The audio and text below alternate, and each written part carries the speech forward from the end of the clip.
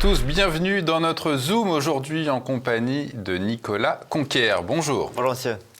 Nicolas Conquier, vous êtes le fondateur de Western Arc, l'Institut transatlantique du renouveau occidental, et vous publiez l'ouvrage que voici, Vers un Trump français, colère française, miroir américain, publié chez Fayard, à retrouver sur la boutique de TV Liberté. Alors Nicolas Conquier, vous nous dites justement que ce que nous tend l'Amérique aujourd'hui, c'est un miroir, que le retour de Trump à la Maison-Blanche est l'aboutissement d'un mouvement de fond. Alors est-ce que l'ambiance est réellement la même aux États-Unis qu'en France aujourd'hui ? Alors avant tout, dans mon livre, je tiens à dire que les États-Unis ne sont pas un modèle, mais effectivement qui nous tendent un miroir et peut-être même parfois une boussole. On voit voir qu'à travers ce reflet qui nous est tendu, c'est en train de se rapprocher, et ce qu'on a peut-être du mal à voir chez nous, à travers ce qui se passe aux États-Unis, on va sans doute voir une résonance. Et on peut quand même sentir qu'il y a une préoccupation concernant une fracture territoriale, une polarisation de la société, une paupérisation des classements des classes moyennes, et forcément les mêmes mots MAUX avec l'immigration massive, le wokisme, le marxisme culturel qui viennent gangréner les différentes sphères de la société et qui appellent sans doute une réponse de la même inspiration que celle du phénomène de Trumpisme, qui a trouvé sa voie aux États-Unis et qui se cherche une incarnation en France.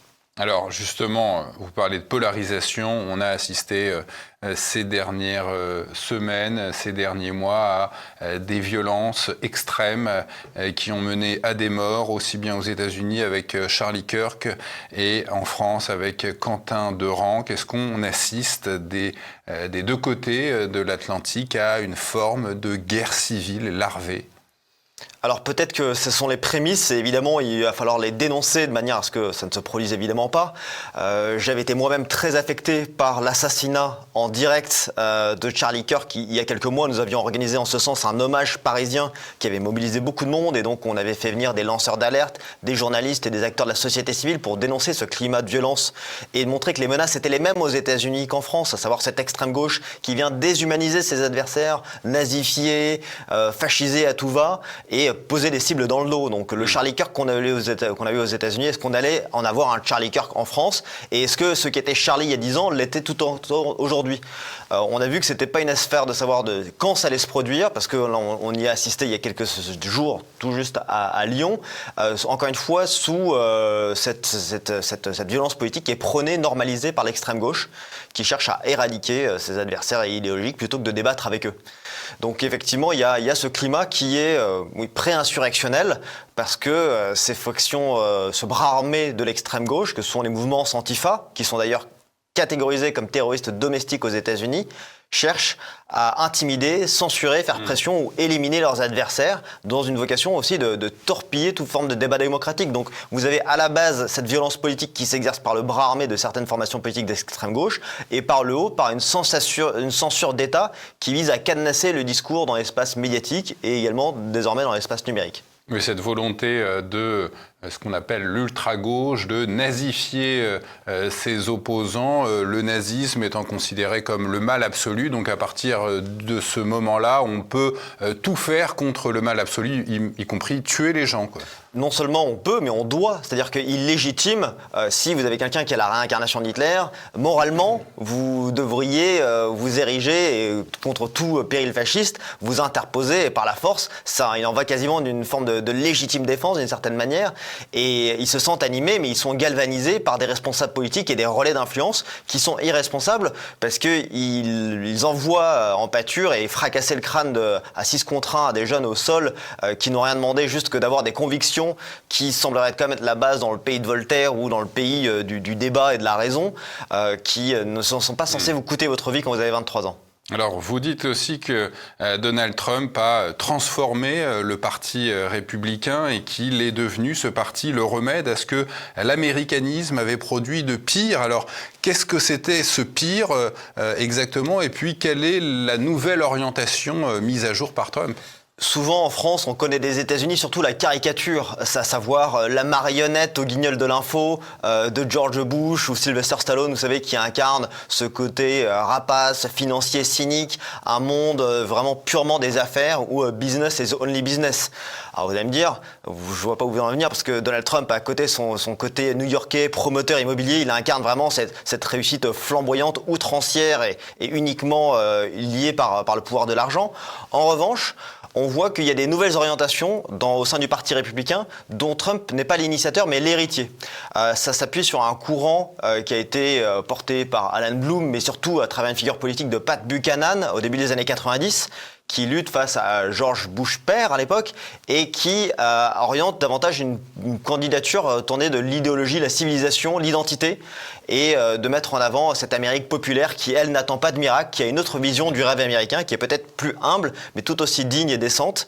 Et ça montre aujourd'hui que ce courant-là, il a trouvé une voie à travers Donald Trump et la ligne politique qui est mise en place avec le protectionnisme, notamment à travers ces tarifs et cette guerre commerciale qui vise à faire du protectionnisme raisonné et rapatrier les emplois pour remettre au travail et redonner une fierté aux Américains, plutôt que de se retrouver dans cette Rust Belt, ces zones industrielles anciennement fleurons industriels américains qui sont complètement désindustrialisés et livrés aux pires maux de l'ultralibéralisme. Alors on a vu d'ailleurs ces derniers jours la Cour suprême mettre des bâtons dans les roues de Donald Trump avec cette décision qui vient interdire tous ces tarifs douaniers que Donald Trump avait mis en forme. Est-ce que c'est quelque part un désaveu vis-à-vis de la politique de Donald Trump? Bien, ça montre qu'il y a des contre-pouvoirs, mais ça nécessite aussi de se plonger dans cette décision qui ne néglige pas la pertinence et la nécessité des tarifs, mais qui conteste l'usage du règlement qui en est fait, à savoir un règlement lié à l'urgence et à la sécurité nationale. Il y a d'autres dispositifs au sein de la Constitution qui permettront d'adapter soit de manière temporaire, soit de manière plus sélective, mais ça montre qu'il y a toujours cette tension, mais ça montre encore une fois la nécessité d'avoir un leader de la trempe de Trump avec une pression de l'intérieur, mais également de l'extérieur pour arriver à gérer une puissance telle que celle des États-Unis qui est en crise.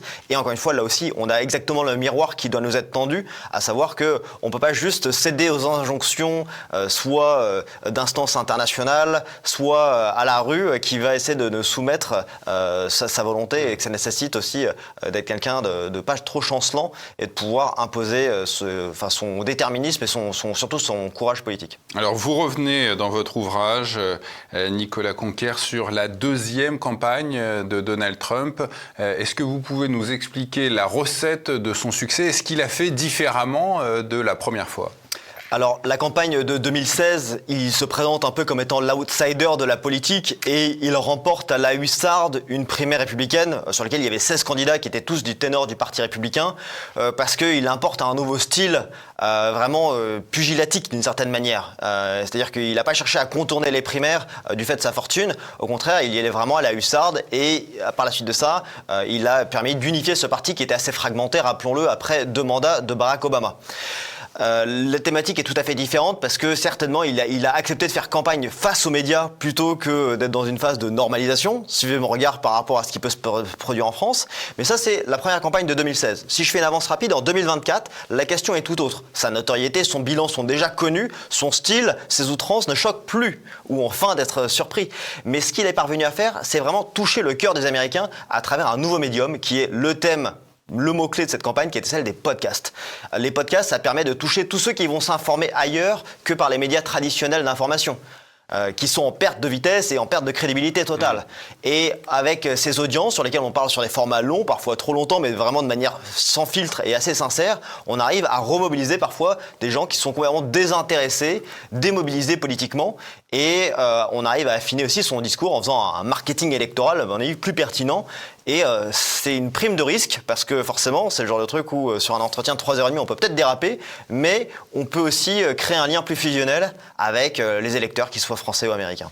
Alors justement, Donald Trump a su séduire plusieurs électorats, notamment les jeunes. Je crois que son fils a joué un rôle particulier sur les réseaux sociaux et vous insistez sur l'électorat catholique qui a été décisif cette fois dans la réélection de Donald Trump. Alors comment il a su conquérir l'électorat latino ? Alors c'est une vraie question, de savoir comment est composé ce bloc catholique qui représente le plus grand bloc constitué aux États-Unis. C'est 22% de l'électorat, mais ils sont unifiés contrairement aux protestants qui sont 25%, et il y a autant de paroisses protestantes qu'il y a de croisements de rue aux États-Unis. Une fois qu'on a dit ça, c'est que ces catholiques, ils sont, malgré le fait que vous avez dit qu'ils puissent être latinos, c'est un électorat assez composite dans la mesure où vous avez des descendants d'Irlandais, des descendants d'Italiens, des Polonais, des Latinos, vous avez des Asiatiques du Vietnam. C'est assez fragmenté. Il y a une vaste diversité avec des gens qui se sont aussi hissés à la force du poignet et donc qui se sont émancipés aussi socialement. Et il faut rappeler quand même que le catholicisme en tant que tel aux États-Unis, c'était même réprimé au début de l'histoire des États-Unis. Dans certains États, c'était passible de prison à vie. Et rappelons-le que Joe Biden, tout catholique qu'il soit, c'était uniquement le deuxième président catholique des États-Unis. Et pourquoi je le dis ? Après Kennedy. C'est suffisamment rare pour le mentionner. Mais là, il y a une nouvelle orientation et Donald Trump fait une bascule de 13 points de l'électorat catholique en 2020 et 2024. Donc c'est considérable. C'est notamment lié à des sujets plus identitaires et de guerre culturelle. On le voit, les démocrates ont complètement quitté les questions de leur électorat traditionnel des cols bleus, des ouvriers, et, en gros de l'américain moyen, pour se tourner vers des causes migratoires, sociétales, la grande déraison, les délires wokistes, les transitions de genre à tout va, au point même où un des thèmes de campagne qui d'ailleurs a été exploité par Trump, donc la campagne de Kamala Harris, qui était de dire elle fait campagne pour Yale, nous faisons campagne pour vous. Et c'est littéralement à travers un spot que Donald Trump a quasiment engrangé un nombre considérable de voix, en montrant que c'était cette grande déraison qui, au final, contribue à diviser cette société et qui avait absolument pas de bon sens. Donc ils sont allés beaucoup trop loin dans leurs délires sociétaux, et en soi, ça a pu, et sans parler aussi de l'instrumentalisation de la crise sanitaire, qui avait été une manière aussi de réprimer la liberté de religieuse. Donc il y a différents éléments qui ont montré qu'il y avait un retour, et sans doute une parabole pour un monde en crise, qui donnait naissance à sans doute aussi éventuellement le fait que Donald Trump ait été miraculé d'une tentative et deux tentatives d'assassinat. Mais encore une fois, ça peut choquer en disant comme ça, quelqu'un qui est assez brut de décoffrage, mais qui quand même laisse transparaître une certaine forme de spiritualité, surtout après le fait d'avoir vécu à une tentative d'assassinat. D'ailleurs, lui-même étant évangélique, mais son vice-président, lui, est un protestant converti vers le catholicisme, J.D. Vance, à qui il attribue d'ailleurs à un auteur français, René Girard, sa conversion au catholicisme. Donc encore une fois, il faut qu'on soit fier de ce que la France a apporté dans le monde, et notre think tank Western Arc va produire une note sur les apports des auteurs français au mouvement conservateur américain, et d'ailleurs conservateur de manière plus générale. Donc ce que ça montre, c'est qu'il y a une nouvelle orientation qui se matérialise avec un retour à l'église, et cette église elle est catholique et romaine, voire même traditionnelle dans certaines mesures. Des grands diocèses comme Washington ou Chicago voient le nombre de paroisses tradies augmenter considérablement. Il y en a à peu près de 700 aux États-Unis, et Traditiones Custodes, au début des années 2010, visait notamment les évêques et certains diocèses américains dans lesquels il y avait une pratique de plus en plus traditionnelle de la liturgie romaine. Et accessoirement, c'est une anecdote de le signaler, mais J.D. Vance, le vice-président, était le dernier officiel à rencontrer le pape François avant son décès. Et à la suite de ça, on a quand même un pape, première fois de l'histoire, premier pape américain désormais. Donc tous les chemins de l'Ohio ou de Chicago mènent à Rome. Donc il y a une vraie conversion politique et une redécouverte de ce fait religieux qui a d'ailleurs été réaffirmé lors du dernier discours de Munich, où Marco Rubio, le secrétaire d'État, s'est vraiment positionné en tant que filiation culturelle de l'Europe, mais aussi réattachement aux valeurs chrétienne, culturelle, civilisationnelle, que nous on a vite fait de se cacher derrière nos petits doigts en Europe. On a du mal à assumer ça, tant dans nos textes européens que dans notre manière de faire politique. Alors sur les affaires étrangères, vous expliquez dans votre ouvrage que la base du parti républicain réprouvait l'interventionnisme américain, notamment sous George Bush fils, avec l'invasion de l'Irak. Comment cette base républicaine reçoit-elle les pressions que Donald Trump exerce sur l'Iran, ou ce coup de force qu'il a exécuté au Venezuela? Alors, il y a toute cette période du début des années 2000, où notamment moi, conservateur, je ne me reconnaissais pas du tout dans les politiques menées par George Bush, son administration et ce courant néoconservateur, qui étaient des croisades démocratiques d'aller importer la démocratie à coups de bombe au Moyen-Orient. Évidemment, ça s'est soldé par des centaines de milliers de morts, et aussi beaucoup de morts américains, et une gabegie financière sans fin, et avec un retrait absolument chaotique mené sous l'administration Biden. Effectivement, il y en a qui réprouvaient cela, considérant que ça ne les servait pas forcément leurs intérêts nationaux que de mener des guerres à des dizaines de milliers de kilomètres de là. Mais de fait, le recentrage sur cette zone d'influence qui est l'hémisphère ouest, donc cette actualisation de cette doctrine Monroe qui a été façonnée ou marquée noir sur blanc dans un document début décembre, qui vise à sécuriser les intérêts de la puissance américaine de l'Alaska jusqu'à la Terre de Feu, vient d'une certaine manière justifier l'intervention contre Nicolas Maduro, qui était un président illégitime, reconnu par nul au monde au sein de la communauté internationale, qui était de mèche avec des narcotrafiquants et qui était une vraie menace aux intérêts américains. Et donc, en soi, l'exploit militaire est quand même à souligner, et malgré toujours le fait d'être rattrapé par des vieux démons, cette fameuse tendance du complexe militaire-industriel, cette opération a été menée en 90 minutes, elle a permis de capturer et de présenter Nicolas Maduro à la justice américaine où il était sur mandat d'arrêt. En ce qui concerne l'Iran ou d'autres enjeux géopolitiques, peut-être le Groenland, mais de manière plus spécifique et actuelle concernant l'Iran, il y a toujours cette appréhension de se dire mais est-ce qu'on va renouveler ces mêmes erreurs qu'on a commises au début des années 2000, alors qu'il n'y a pas plus tard qu'un mois, vous nous avez dit qu'on n'allait pas le refaire. Oui, les fameux changements de régime. C'est ça. Et de fait, je pense que malgré cette stratégie du fou qui a été théorisée depuis Nixon et Kissinger, ce concernant les États-Unis, qui vise à montrer qu'il y a une imprévisibilité, peut-être que les ayatollahs voient d'ailleurs dans cette récurrence et cette manière d'agir chez Trump d'une certaine forme de lisibilité, une prévisibilité. Je pense qu'on ne va pas partir dans un conflit de long cours, une guerre de longue intensité avec des puissances américaines sur le sol, mais que ça vise vraiment à déstabiliser, renverser et sans doute avoir un changement de régime porté de manière endogène par des nationalistes iraniens qui seront sans doute manifestement moins hostiles qu'un régime des mollahs qui sont des fanatiques depuis plus de 47 ans et qui massacrent leur peuple actuellement.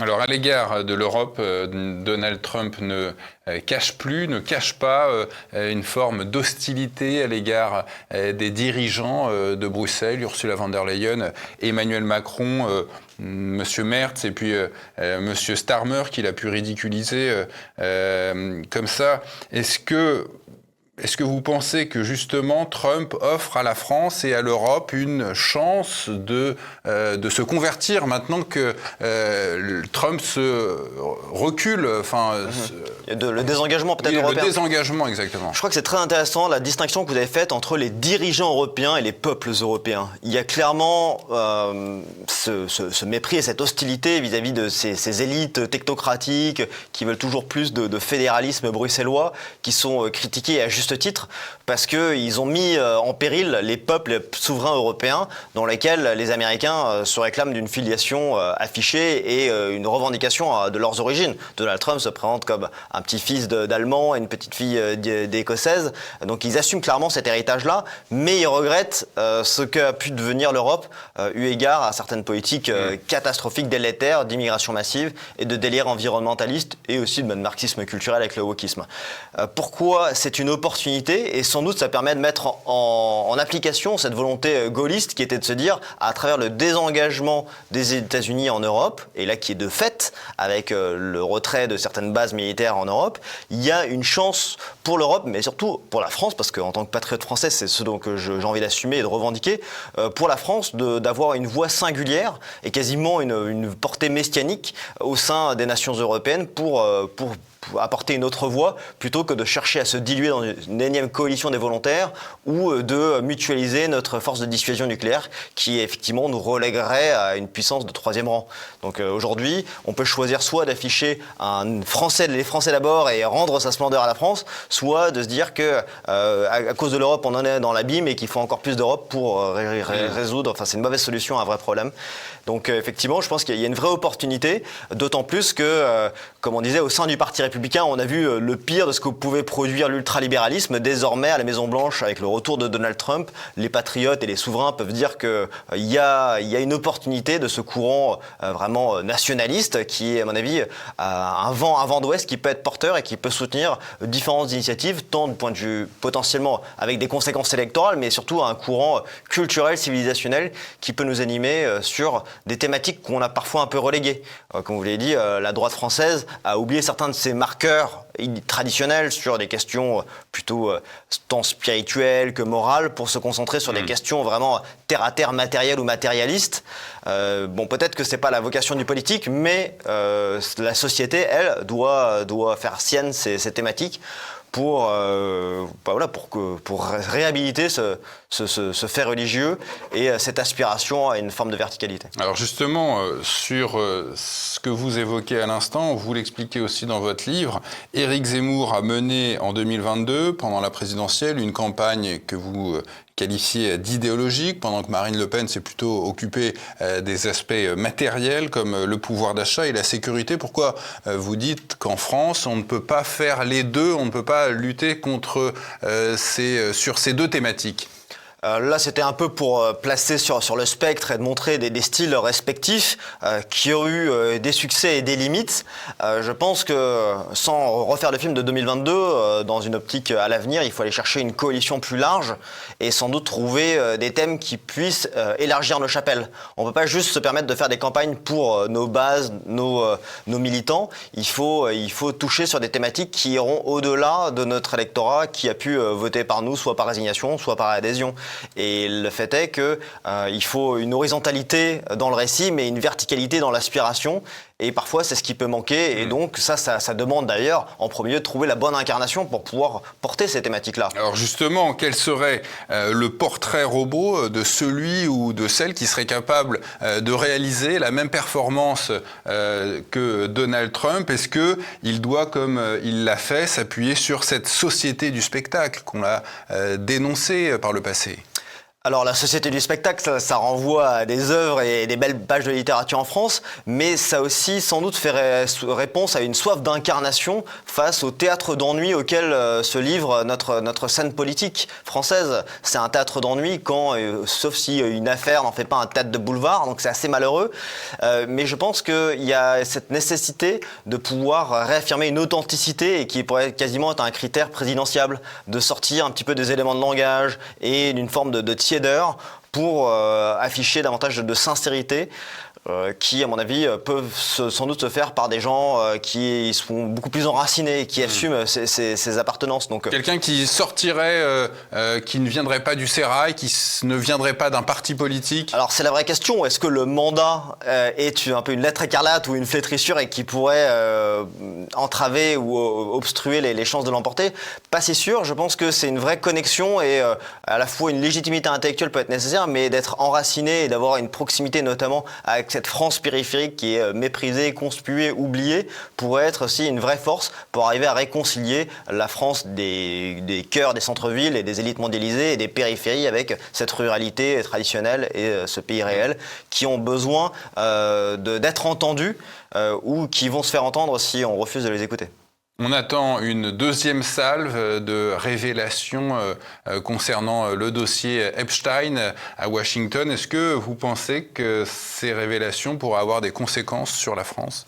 Alors là, on voit que ça commence à bouger pas mal en Angleterre. Il y a eu le prince, le regretté, ou pas le regretté, mais en prince Andrew, et d'autres personnes qui sont impliquées dans ces affaires-là. Moi, j'ai entendu Emmanuel Macron dire que c'était pas une affaire française, à ceci près que Jeffrey Epstein avait un appartement de 800 mètres carrés sur l'avenue Foch, et c'est très préoccupant le fait qu'on nous dise d'en regarder ailleurs. Je pense que les langues vont se délier et qu'il y a des responsables qui vont devoir évidemment être poursuivis et j'espère écroués sévèrement de la part de leur complaisance. Ça nous rappelle d'une certaine manière, vous savez, le scandale de MeToo, Harvey Weinstein, où au final tout le monde disait bien sûr qu'on savait, mais voilà, on pouvait rien dire. Je trouve que c'est d'une lâcheté sans nom et que ça nécessite à ce que ces gens-là soient sévèrement punis si les allégations sont confirmées. Nicolas Conquer, vous signez cet ouvrage publié chez Fayard, Vers un Trump français, colère française, miroir américain. Merci à vous, Merci beaucoup. Nicolas Conquer.